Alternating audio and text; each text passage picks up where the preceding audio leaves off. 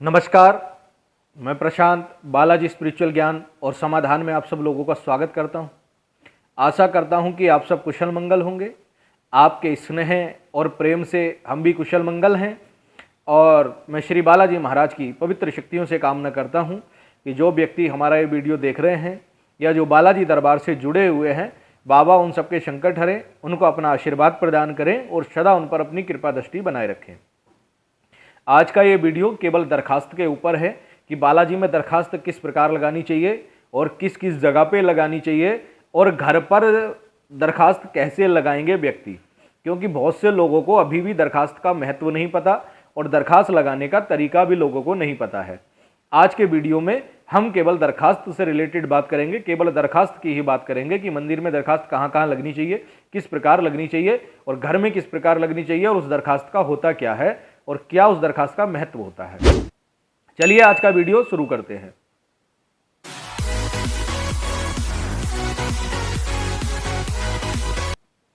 देखिए, जो लोग बालाजी मंदिर से जुड़े हुए हैं और काफी समय से जुड़े हुए हैं, उनको पता है कि दरखास्त का महत्व क्या होता है, दरखास्त क्या है और क्यों लगानी चाहिए। लेकिन जो व्यक्ति अभी नए हैं या बालाजी दरबार जाना चाहते हैं या जिनको दरखास्त के बारे में नहीं पता है, उनको एक जानकारी दे दूं कि दरखास्त अति महत्वपूर्ण है, क्योंकि दरखास्त से ही आप अपनी समस्या बालाजी महाराज के चरणों तक भेज सकते हैं, बता सकते हैं और दरखास्त के माध्यम से आप अपनी समस्या बालाजी के चरणों में रख सकते हैं। दरखास्त का मतलब होता है अपनी कोई भी समस्या बाबा के चरणों तक पहुंचाना, दरखास्त के जरिए उनको बताना, बाबा को अपनी समस्या कन्वे करना, बाबा तक अपनी समस्या बताना, यानी कि अपनी बात को बाबा के सम्मुख प्रस्तुत करना। यह दरखास्त का महत्व है। अब दरखास्त कितने प्रकार की होती है? दरखास्त जो है लगाने का तरीका एक ही है, लेकिन दरखास्त कई प्रकार की हो सकती है।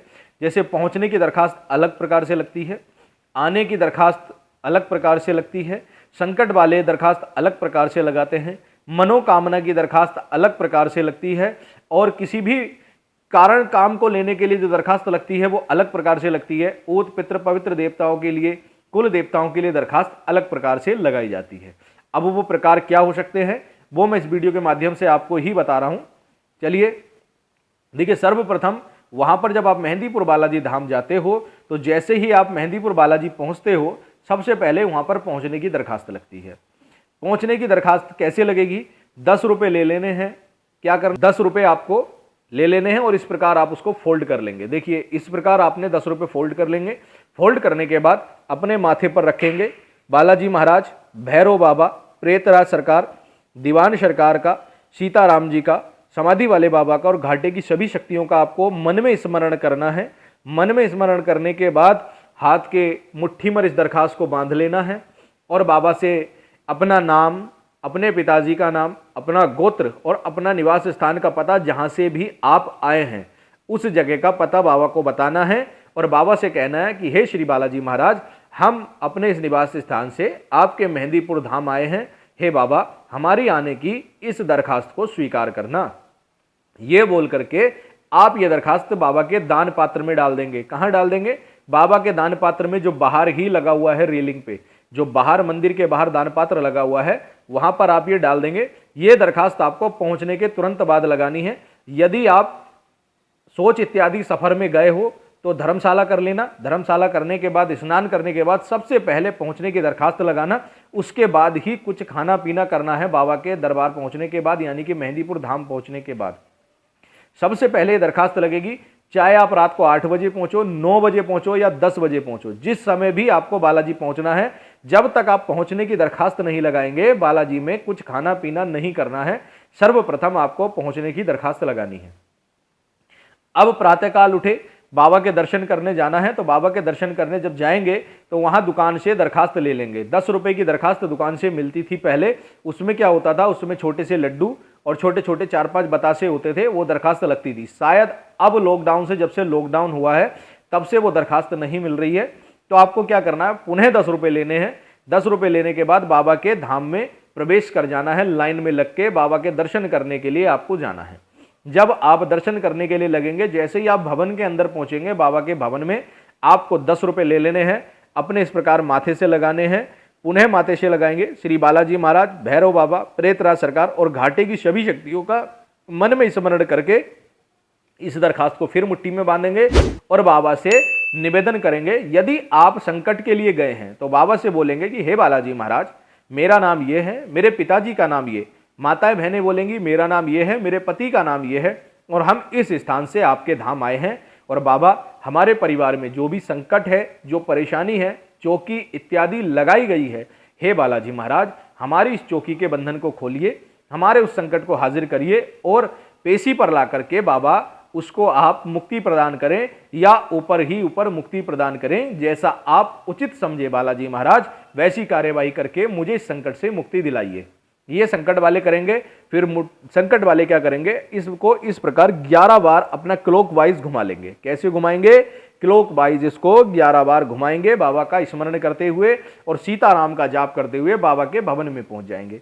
जब आप बाबा के सम्मुख जाओगे तो वहां जो दान पात्र होगा उसी दान पात्र में आपको ये दरखास्त डाल देनी है और दरखास्त दान पात्र में डालने के बाद बाबा को विनती करनी है, बाबा दरखास्त स्वीकार करें।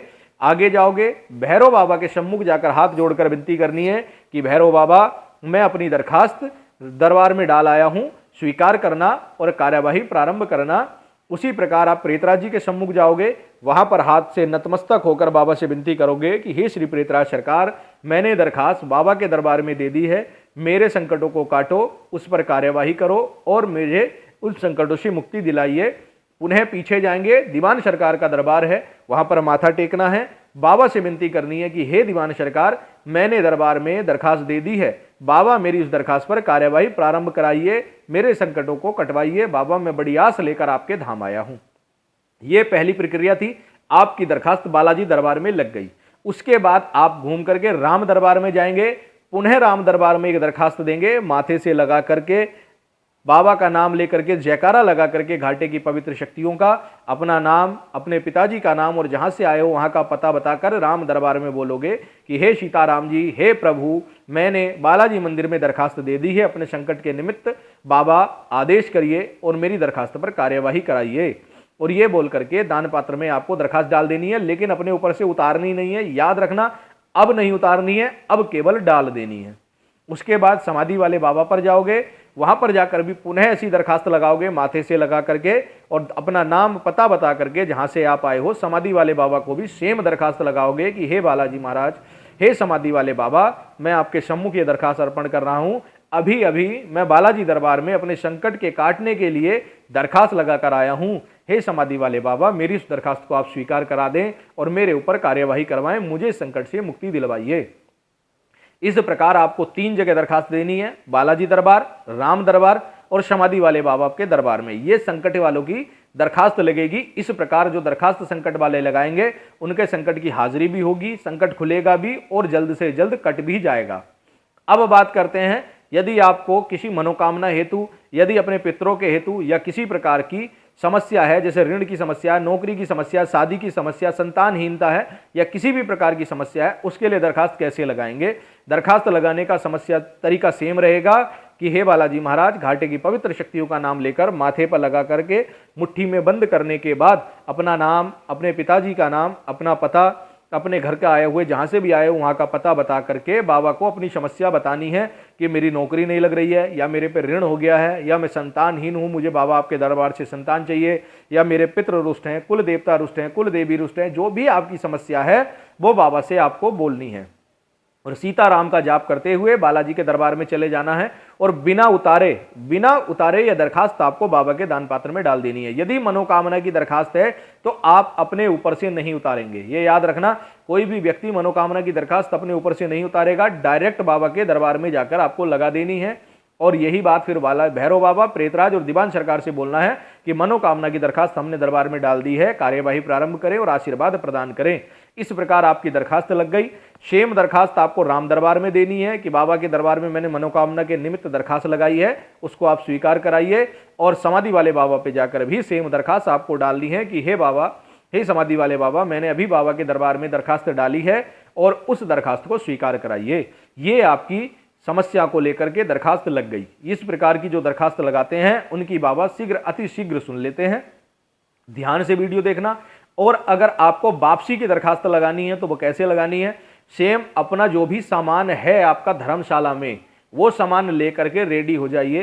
रेडी होने का मतलब है कि आप उस सामान को लेकर के आ जाइए अपने साथ, मंदिर के सम्मुख पहुंचिए, 10 रुपये लेना, माथे से लगाना और अपना दिल से बालाजी महाराज का स्मरण करना। अपना नाम बताएगा वो व्यक्ति जो वापसी जाना चाहता है, अपने पिताजी का नाम बताएगा और किस स्थान पर वापस जाना चाहता है उस स्थान का पता बताएगा कि बाबा मैं अपने धाम, अपने घर इस स्थान पर जा रहा हूँ। बाबा कोई भी संकट, कोई भी व्याधा, कोई भी परेशानी या किसी भी प्रकार का कोई भी संकट मेरे साथ ना निकले, यहीं पर उसको रोक कर रखना। मेरे साथ केवल आपकी पवित्र शक्तियां साथ जाएं, अपना आशीर्वाद मुझे प्रदान करना और मेरे कार्य में सफलता प्रदान करना और सकुशल मैं अपने निवास स्थान तक पहुंचूं। ये बोलने के बाद बाबा के दान पात्र में यह दरखास्त डाल देना।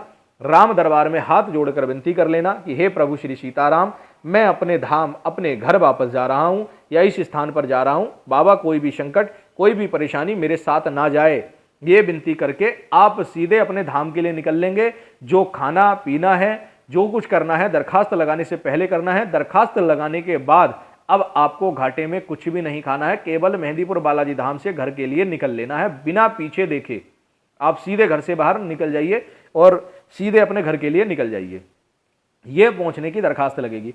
हाँ, एक बात और बता दूं, यदि 4 व्यक्ति गए हैं, पहुंचने की और वापसी की दरखास्त व्यक्तिगत लगती है और समस्याओं की आप जितनी चाहे उतनी दरखास्त लगा सकते हैं। एक दिन में 10, 20, 50, 100 जितनी दरखास्त आपको लगानी है आप अपनी समस्या को लेकर लगा सकते हैं। दरखास्त की कोई लिमिट नहीं होती, एक समस्या के लिए एक ही दरखास्त लगती है। ये याद रखना, एक समस्या को लेकर एक ही दरखास्त लगेगी। एक दरखास्त में सारी समस्याएं नहीं बोली जाती। कोई भी एक समस्या हो, चाहे वो ऋण की हो, संतान की हो या जो भी समस्या आपकी है, संकट की है, तो एक समस्या को लेकर एक दरखास्त लगेंगी। यदि आपके पास 10 समस्याएं हैं तो आप 10 दरखास्त लगा सकते हो। बाबा के यहाँ दरबार में कोई मनाही नहीं है और आपका ऐसा नहीं है कि वो दरखास्त स्वीकार नहीं होगी, वो दरखास्त भी स्वीकार होगी। वो दरखास्त भी आपकी स्वीकार होगी और उस दरखास्त से भी आपको लाभ मिलेगा। ठीक है ना। जिसको अभी भी दरखास्त के बारे में समझ में ना आया हो वो वीडियो को बार बार रिमाइंड करके देखे, बार बार देखे। और मैं एक बात और बता दूं, दरखास्त लगाते समय पता आप वहां का बताएंगे जहां पे आप रहते हो, जहां पे आपका जन्म हुआ वहां का भी बताएंगे। और यदि आप कहीं नौकरी करते हो रह के तो वहां का पता भी आपको देना है। वो इस प्रकार देना है कि बाबा मेरा जन्म स्थान ये है, परंतु मैं यहाँ पर कार्यरत हूँ, यहाँ पर रह रहा हूँ, इस जगह से आया हूँ। चाहे वो आप दिल्ली से आए हो, मुंबई से आए हो, आगरा से आए हो या किसी भी विभिन्न प्रांत से आए हो, यदि आपका जन्म स्थान कहीं और हुआ और आप कहीं और रह रहे हैं तो दोनों जगह का दरखास्त में पता देना चाहिए और देना ही है। ठीक है। अब उम्मीद करता हूं कि आपको पूर्ण जानकारी दरखास्त से रिलेटेड मिल गई होगी। अगले वीडियो में मैं आपको बताऊंगा कि घर पे आप अपनी दरखास्त किस प्रकार लगा सकते हैं। वीडियो को जो भी मेरे इस वीडियो को जितना ज़्यादा लाइक करेगा, अगर मेरी वीडियो पर अच्छे खासे लाइक आए, कमेंट्स आ गए और अच्छा व्यूज़ आ गया तो मैं फिर अगला वीडियो इस पर बनाऊंगा कि घर पे आप दरखास्त किस प्रकार लगा सकते हैं, मनोकामना को लेकर या किसी भी प्रकार को लेकर पूर्ण तरीके के साथ, और उस दरखास्त का करना क्या है ये भी मैं उस वीडियो में आपको बताऊंगा। चलिए, जिसको मेरा वीडियो पसंद आया हो इस वीडियो को अधिक से अधिक शेयर कर दीजिए, क्योंकि लोगों के पास जानकारी का अभाव होने के कारण उनको जानकारी नहीं मिल पा रही है। तो मेरे इस वीडियो को लाइक करें, सब्सक्राइब करें चैनल को, पास आए बेल आइकन को दबा दें, कमेंट करिए, शेयर कर दीजिए और अपने कमेंट्स के माध्यम से हमें बताइए कि आपको हमारा वीडियो कैसा लगा। जय श्री राम, जय श्री बालाजी महाराज, जय महाकाल।